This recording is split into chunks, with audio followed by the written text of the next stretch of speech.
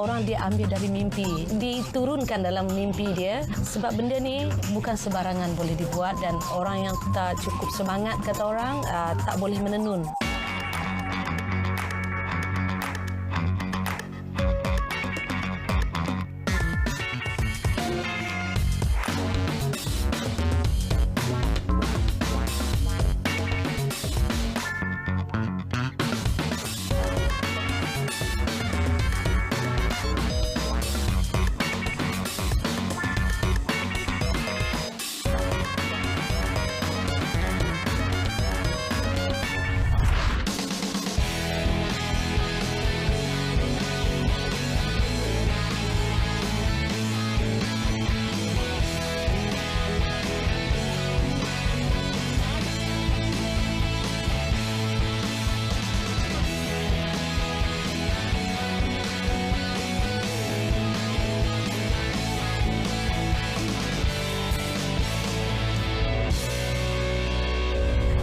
Berada di tengah-tengah Bandar Sibu di mana terletaknya Sibu Central Market yang berada sebelah UTC Sibu sahaja.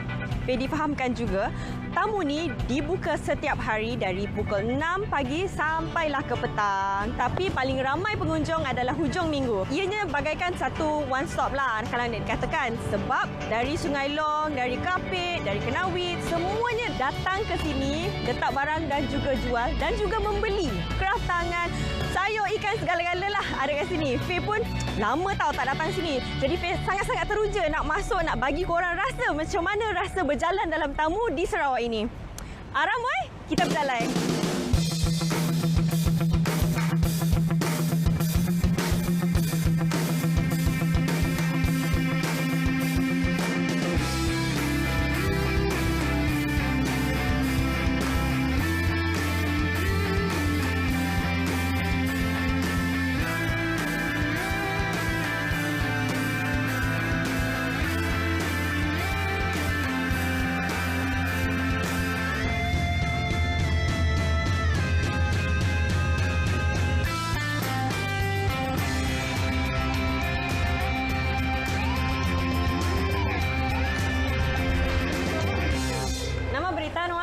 Mana? Apa lagi tak tu? Aku tu agak mari empang. Mari lawa. Tegak pakaian dress, pakai tu lawa, bakal tahu. Tahu. Dia cakap dia tengah buat aksesoris ni untuk dipakaikan baju Iban. Baju Iban. Baju tradisi Iban. Berapa lama dah pola baju? Jadi dari kecil lah sampai umur yang tua sekarang lah 9 tahun untuk kreatif lah. Kreatif business. Jadi yang paling ibu gemari mana satu? Yang sekarang ini saya gemari buat manik pakaian macam ini untuk dress di Sarawak. Jadi macam pakaian orang Ulu itu ada juga minat lah, tapi itu sekarang jarang-jarang lah untuk orang Ulu punya. Dan Iban macam Pakumbu, baju pakaian orang Ulu, macam siran, tenun ada, anyaman pun ada. Ini anyaman atas ni. Ini yang saya buat lah.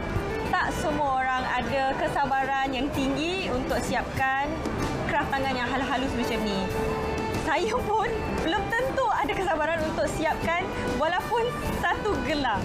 Jadi saya harap penonton di luar sana yang membeli, kalau tak beli pun tolonglah hargai sangat-sangat kraft tangan yang halus begini.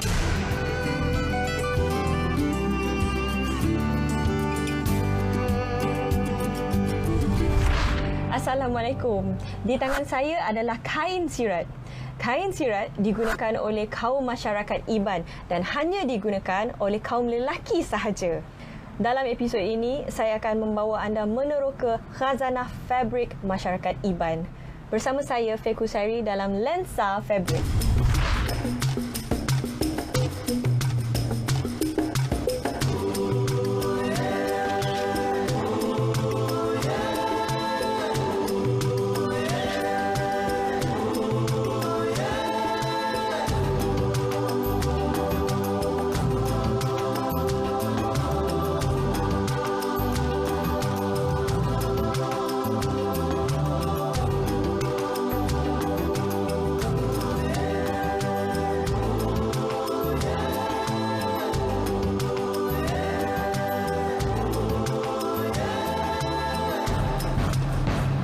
bersama saya adalah Puan.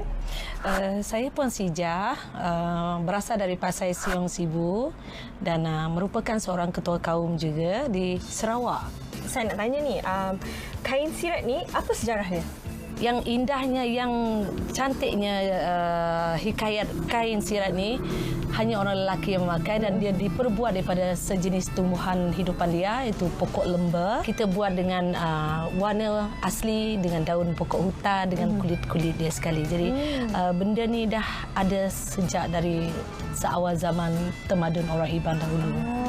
Kain sirat ni memang lelaki saja yang boleh pakai, perempuan tak boleh? Kalau sirat dia memang khas untuk lelaki, dan kalau perempuan dia, wanita dia, kita panggil kain kebat. Corak dia lebih macam ni tapi dia macam skirt. Sebab dahulu orang Iban dia hanya pakai skirt, dia tak pakai baju. Lelaki pakai sirat. Melindungi badan, dia orang guna sirat. Sirat ada dua kategori. Satu kategori dia gunakan kain pakumbu. Satu kategori dia gunakan kain kosong yang berwarna hitam atau warna merah. Dia tak pernah warna corak lain kalau dahulu, sebab dahulu kemungkinan susah nak dapatkan corak. Jadi dia terhad kepada hitam dengan merah. Dalam kain sirat ni ada motif yang berbeza-beza ataupun dia kena satu tu je? Motif dia berbeza ikut si penenun. Dan ada juga setengah orang dia ambil dari mimpi, diturunkan dalam mimpi dia, sebab benda ni bukan sebarangan boleh dibuat dan orang yang tak cukup semangat, kata orang, tak boleh menenun. Waktu dahulu kita akan kalah semangat. Kalau perempuan pakai kain apa? Kalau perempuan kita biasa panggil benda ni kain kebat. Masih digunakan untuk setiap perayaan, setiap hari gawai, setiap pesta kahwin macam tu, majlis kahwin, kita masih guna, masih kekalkan. Yeah.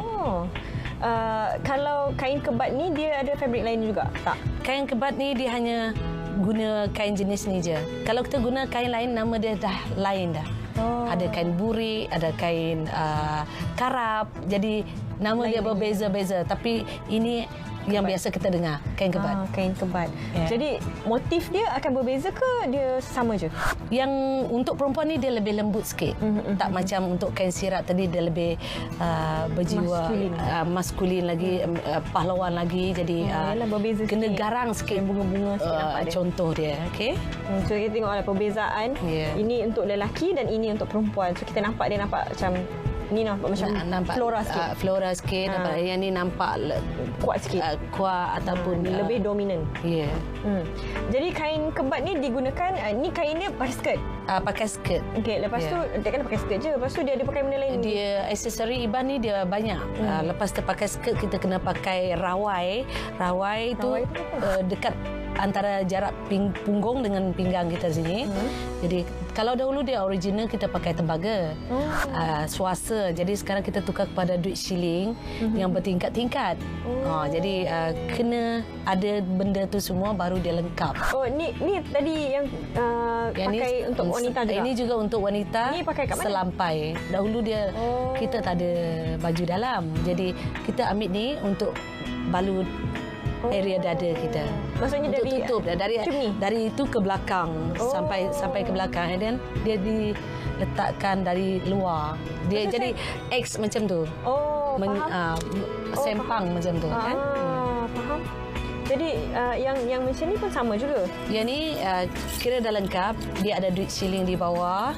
Ada aksesori dia. Ini memang betul-betul duit shilling. Ya, betul-betul duit kita. Kalau bahagian atas dia macam manik tu pakai juga. Bahagian atas kita panggil tangguh. Manik dengan berbola pom-pom dia.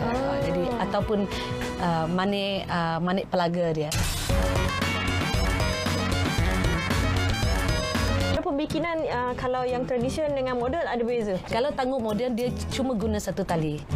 Kalau tangguh lama dia guna banyak tali. Tradisional tu dia banyak pakai benang lah, sebab macam kita pakai songkit juga kan. Dia punya apa panggil tangguh? Tangguh tu tadi.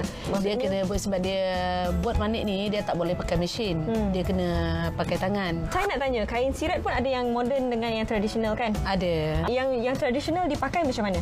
Kalau yang tradisional kita memerlukan bermeter-meter panjang dia. Oh ya? Sampai mungkin 5 meter. Oh, panjang.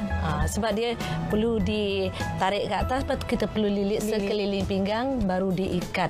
Teguh, kukuh, tak mudah terlucut. Tak mudah terlucut.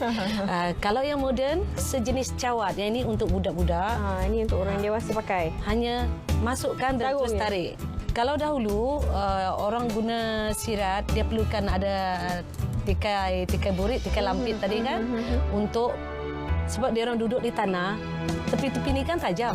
Itulah guna dia sebagai pelindung. Jadi bila dia duduk, dia tarik je. Dia duduk di tikar tersebut.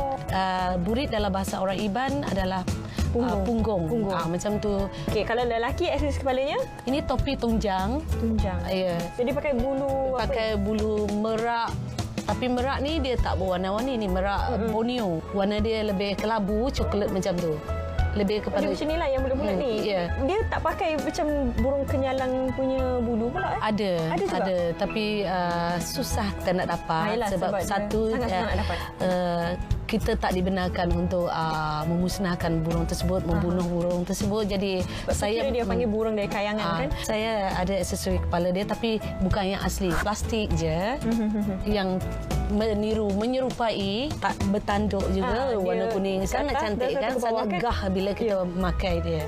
Nampak keperlawanan dia, nampak kegagahan beliau. Macam tu.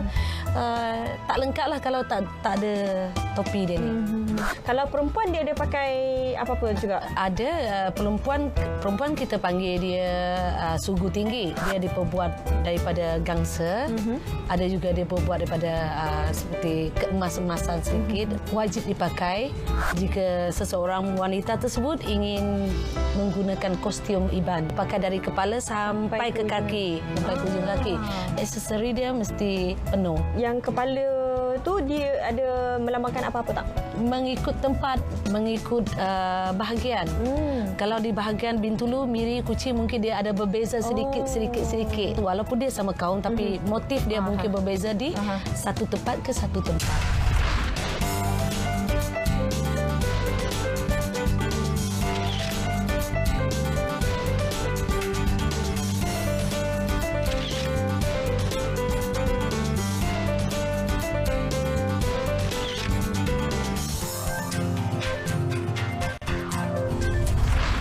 Generasi baru kan, diorang masih pakai tak baju kain kebat, kain sirat ni? Ya, generasi baru sekarang diorang macam teruja menggunakan kostum tersebut. Kostum ni sewaktu perayaan, gawai, majlis perkahwinan, majlis adat-adat istiadat Iban yang lain, diorang teruja. Macam waktu sambut tahun baru yang lepas, kita pun tengok remaja dekat rumah panjang dia masih pakai baju burung dia, kain sirat dia, kain kebat dia, yang wanita dia masih. Dan diorang masih mengamalkan, adalah sesetengah masih melakukan upacara memiring menyambut tahun baru yang lepas. Jadi saya sebagai ketua kaum sangat bangga. Masing-masing cuba nak mengekalkan identiti seorang kaum Iban dalam masyarakat moden sekarang.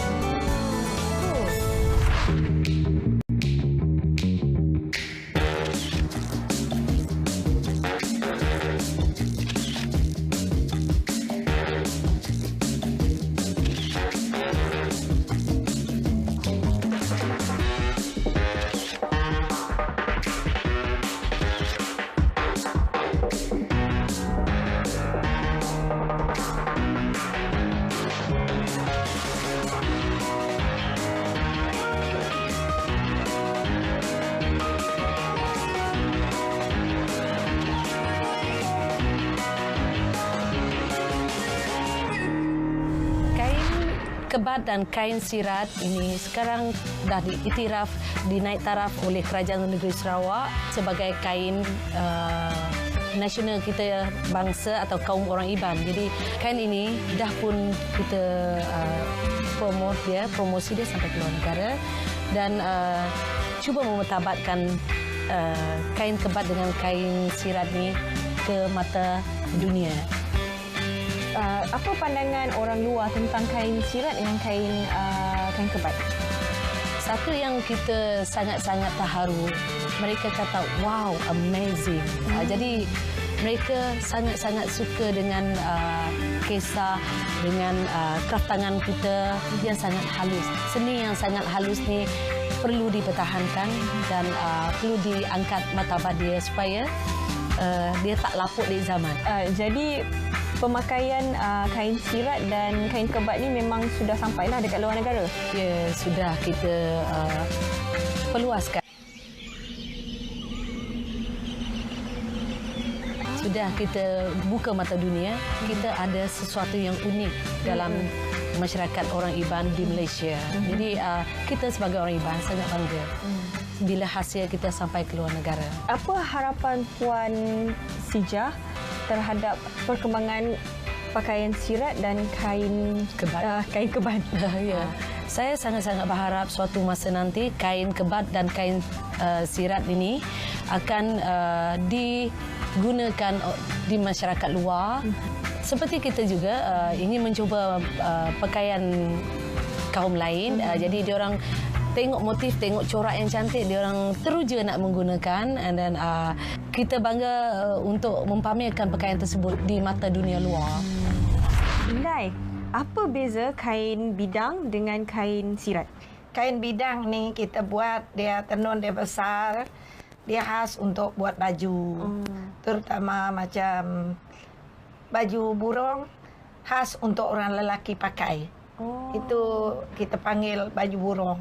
Jadi sirat tu juga untuk orang lelaki pakai juga. Perempuan tak boleh pakai? Tak boleh pakai. Memang lelaki saja? Memang lelaki. Sebab kita buat saiz sirat ini ikut saiz tertentu. Saiz sirat lah, tak besar. Sirat tu dipakai dengan baju burung tu? Ya, betul. Ni. Itu baru dia satu set. Maksudnya ni pakai dengan ni? Ya, betul. Jadi apa sejarah kain sirat ni? Zaman dulu, dia orang buat baju burung ni supaya dia orang gagah perkasa. Macam ni pelawan, dia punya motif ini terabai. Terabai? Terabai termasuk perisai. Kaum lelaki masa perayaan, hari gawai ataupun perkahwinan, orang lelaki memang dia pakai sirat dengan baju burung. Perempuan pakai kain kebat, kain tenun karap. Dia ada motif dia juga? Dia ada. Oh, kalau laki ni, laki ada motif dia juga? Laki ni motif macam ni. Tapi kalau kita untuk buat baju, kita tenun dalam bidang yang besar. Itu sebab tu kita panggil dia kain bidang.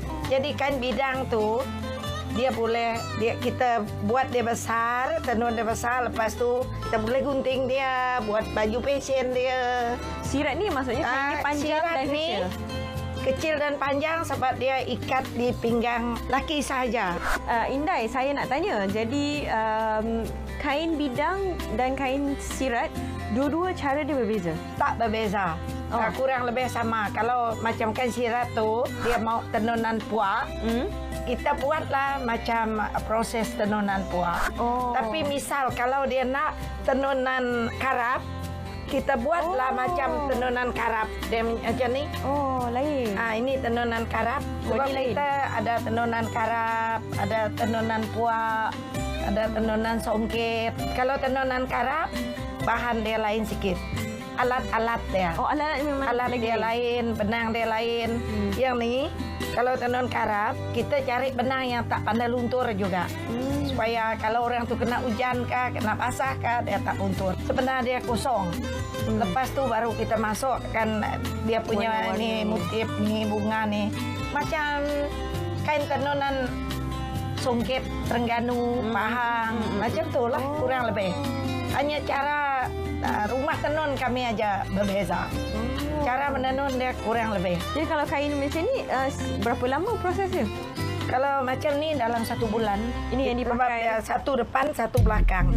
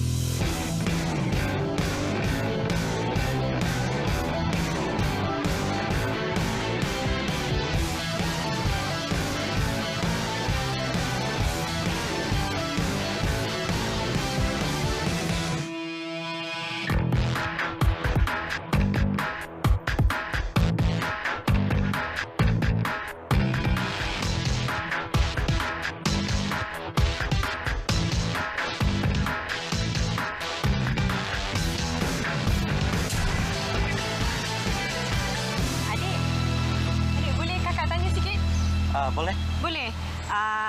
Tapi sebelum tu, adik kenalkan diri boleh? Nama saya Wee Junping. Oh, Cina ke? Bukan. Iban campur Cina dan Melanau. Ada campur Iban? Ya, ada. Adik mesti tahu pasal kain sirat kan? Tahu? Tahu? Kamu tahu pasal kain sirat? Kain sirat untuk lelaki punya pakaian. Saya tengok dia macam hero lah. Macam. Oh, macam hero. Gitu. Jadi, apa yang remaja rasa bila nampak kain sirat tu, diorang ingatkan hero ataupun hebatnya kain sirat. Adat dan etnik berpisah tiada. Begitu juga untuk kaum Iban dengan kain sirat dan kain kebat. Kedua-duanya saling melengkapi dalam mengangkat budaya agar dapat diwarisi dari zaman ke zaman. Hingga berjumpa lagi, saya Faye Kusairi. Lensa Fabric.